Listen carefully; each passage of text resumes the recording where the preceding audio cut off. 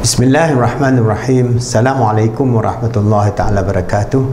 Alhamdulillah Rabbil Alamin. Wassalatu wassalamu ala asyrafil anbiya wal mursalin wa ala alihi wa sahbihi ajma'in. Alhamdulillah, we are continuing with our program in terms of motivation, coaching, and I'm now in the module for mentoring, and this is a free life coach training program. You can go to our website islamicspsychology.net and inshallah you can partake in this global da'wah.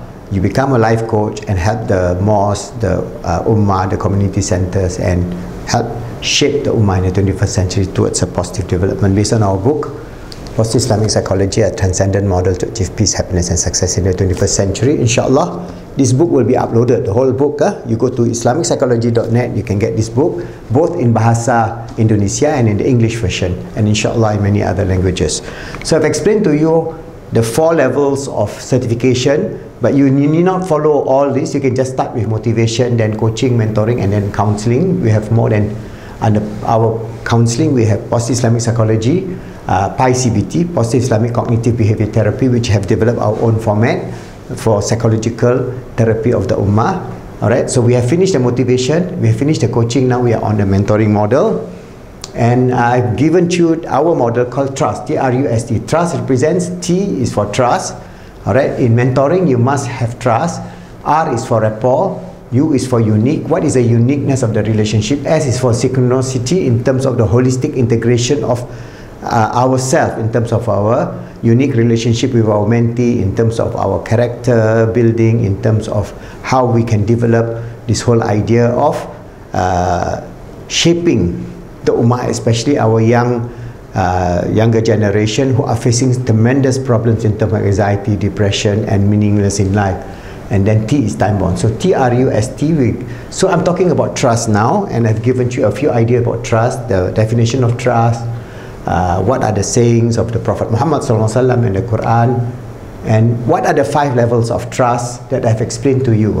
This is very important because that is where it differentiates Islam and Islamic psychology, or positive Islamic psychology, vis-a-vis secular psychology, because we have hierarchy of needs. Like Maslow hierarchy of needs is just very simple. At the top is just self-actualization in terms of your career or your family or whatever it is, but it is more the physical need, then the social need, and then the psychological need, and so on, and then you self-actualize. But in Islam, it is an integration of yourself. Alright? So the integration of yourself at your roh, qalb, akal, and jasad. That means spiritual, emotional, or the heart, akal, or your mind, and your physical body. This is an integrated system that I've given you in many videos before that. Alright? This integration is very important because then we understand the hierarchy of needs as a human being, and how we can be how we can express our trust from Allah subhanahu wa ta'ala to us, to our mentee, and to all humanity at large. This is very important because Allah subhanahu wa ta'ala has sent this deen as a rahmah, and sent our whole Prophet Muhammad as a rahmatul alameen. The rahmah not only for this world, not only for Muslims, not only for all human beings, not only for all the creatures, not only for the world, not only for the stars, but for the whole universe. The rahmah that Allah has ordained upon this wonderful Prophet, the last of all the Prophet, the seal of the Prophet. And if we have the love and the characteristic of our Prophet Muhammad SAW, we'll be rightly guided. The problem with we Muslims is that basically because of the secularization of the world which is happening, there will be very little understanding of this integration of our character, because our character is dependent on the trust from Allah subhanahu wa ta'ala. When Allah subhanahu wa ta'ala, alright, created us, He gave us the first trust, that trust that we are His servant, and we are His Khalifa on this earth. So there is a trust. The trust was given to the mountain, and the mountain could not take it, because for example in the Quran Allah tells us, Bismillahirrahmanirrahim, أنزلنا هذا القرآن على جبل لرأيته خاشعا متصدعا من خشية الله وتلك الأمثال نضربها للناس لعلهم يتفكرون. If you start thinking, had Allah give this responsibility, this trust of just this Quran to the mountain, it will cleave asunder out of fear of accepting that the responsibility, the capability to entrusted by Allah subhanahu wa ta'ala. And Allah gives this understanding for you to reflect upon. So this trust, this amanah is very important.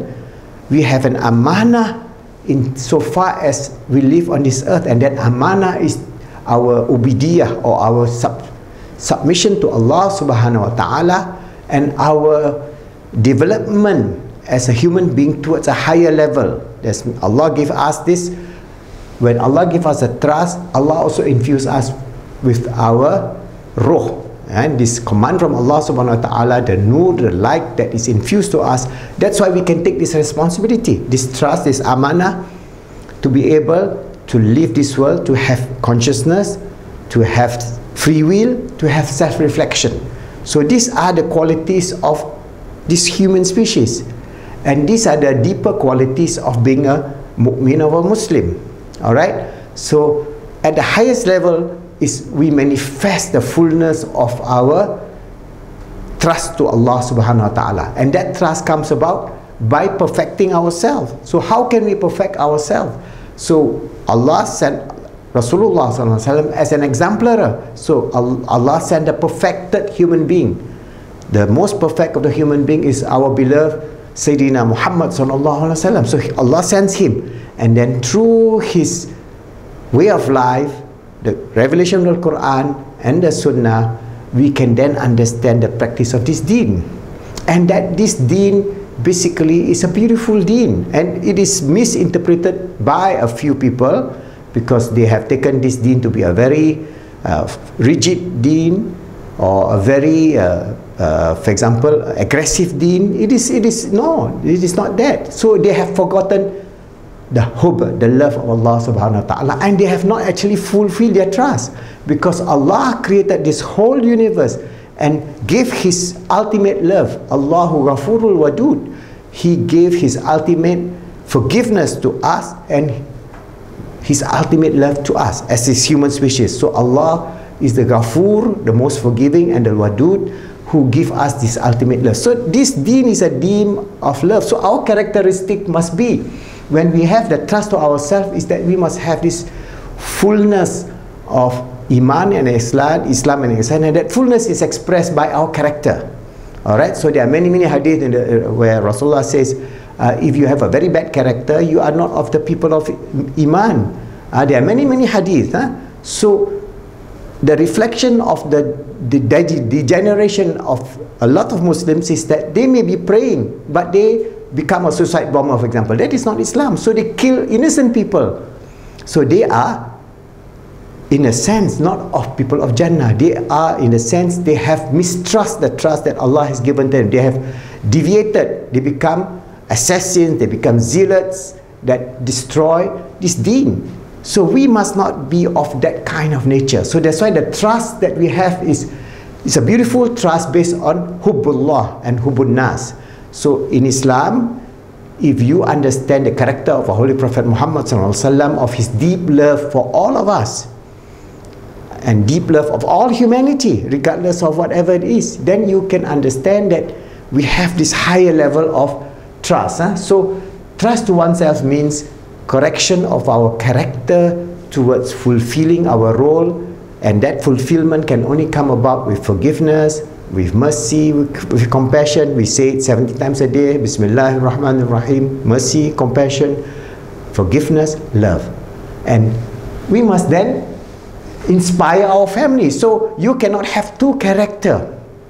One character is, for example, that you are loving to your mentee, but you go home, you become a tyrant. All right, you go home, you beat up your children, you curse and swear at your wife, why you don't have the good food and all that. That is hypocrisy. So that's why it's very important for us to know that the trust must be congruent.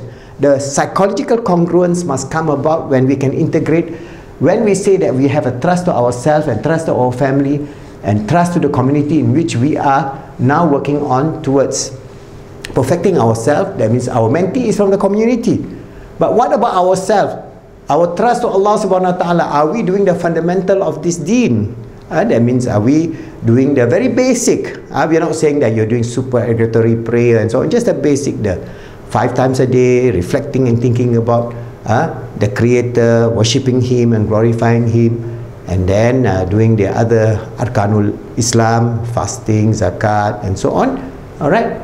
And then how you have a loving, beautiful, forgiving relationship with yourself, your brothers and sisters, your uncle, your aunties. All of that must be infused in our journey in life. So that is a trust from Allah to us, and then to our family, and then to the community. So we must realign this in terms of our character. So if we infuse ourselves, we are this person who are very angry. Rasulullah tells us, don't be angry. There is a Sahabi who came, asking him, disturbing him.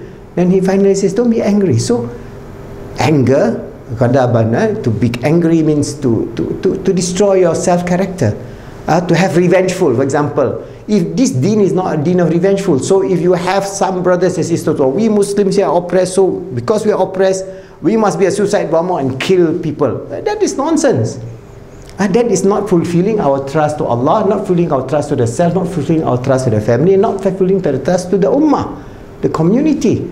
So we have to have this sense of congruency, and it is a struggle. I'm not saying that we are perfect, but this is the flow in which, if we want to save ourselves, save our families, save our community, this is the flow that Allah subhanahu wa ta'ala has ordained of how we fulfill our trust in terms of the trust to the self, trust to the family, trust to the community, and then trust to all humanity, the world and the universe.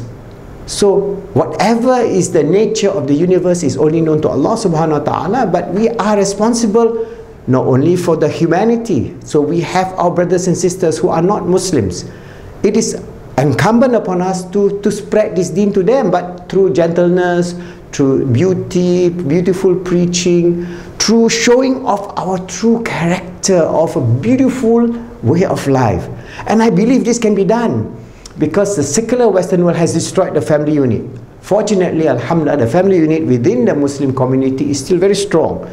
If we can express this beauty of fulfilling our trust to Allah, by fulfilling our trust to our family in the loving, caring, beautiful relationship, and the trust to the community, they can see this beauty of Islam, regardless of all the propaganda, anti-Islamic rhetoric, and all the other evildoers who are trying to destroy Islam. Don't worry. Allah subhanahu wa ta'ala will protect this deen and carry this deen to become the beautiful deen of the 21st century. This is a promise of Allah, not my promise. You read the Quran and Allah tells us that He will remove the fear from us and give us the security and the ability to manage this earth in the future. That is going to happen. However, whatever is the propaganda, we don't bother. But we must then fulfill our trust to our community, then fulfill our trust to all humanity. How we are going to live in peace, in caring, in sharing this earth. This earth is a very small earth. In reality, this earth is just one little atom in the physical universe. If you study cosmology, you know that this earth is so small. So teeny weeny small, it's just one little atom. So we are fighting over this little atom, which is actually of no significance whatsoever. Alright? So from the perspective of Allah subhanahu wa ta'ala, the creator of the heavens and the earth, He's just given you one little atom and you're fighting over the bits and pieces of the subatomic particle of this little earth. So we should not be like that. We should not be the greedy ummah. We should be the leading ummah. The leading ummah in terms of what? Character. Fulfilling our trust to Allah subhanahu wa ta'ala, fulfilling our trust to ourselves, fulfilling our trust to our family, fulfilling our trust to the community, and fulfilling our trust to all humanity. So they can see this beautiful deen, or this deen, these people, they are living together, having happy families, wonderful families. If their children got psychological problems, they have this holistic approach of integration at the spiritual level, emotional level, mental level, and they're giving them good nasiha, good advice, trying to avoid the destructive evil of this world, and how they can bring a community of loving, caring, sharing ummah, sharing with the rest of humanity and sharing with all the goodly creatures on this earth. The birds has every right, just like we have every right to have sustenance. The bees in which we are killing now, there is a mass, alright, extinction of bees, and now we are going through the 6th mass extinction of all species on earth. Who is responsible? We pollute the earth, we destroy the ecology of this earth, we destroy the balance of this earth. Now we are facing this challenge. So every single animal, every single insect that dies because we have destroyed their habitat, we are answerable to Allah subhanahu wa ta'ala, because we have not fulfilled what? Our trust to Allah. So back again, you can understand how this 5 level of trust become the basis of how we can, maybe I am giving you a very deep understanding of mentorship, in the sense we are the mentor created by Allah subhanahu wa ta'ala to mentor ourselves, to mentor our family, to mentor our community, to mentor this world, and fulfill our trust as the sincere servant of Allah, as Khalifa on this earth. So if you can understand that, that is the very, as I say, if you want to do more than 100 videos inshallah in terms of just trust. But remember, when you want to become a mentor, that means you are fulfilling your trust to the community. You are meeting somebody who comes from a broken family. He may be a drug addict, he may be a drunkard, he may be a so-called no hope. He was just ostracized or being disregarded by the community. These are the people you got to bring them back. Out of your what? Out of your sense of love for Allah subhanahu wa ta'ala. You do it not because, oh, you know, I'm a good person, so I go to, no. Goodness or badness of iman or whatever it is, Allah is the final determiner. Our role is to perfect ourselves in whatever little means, whatever little ways that we can, and moving and moving and moving towards achieving our full potential.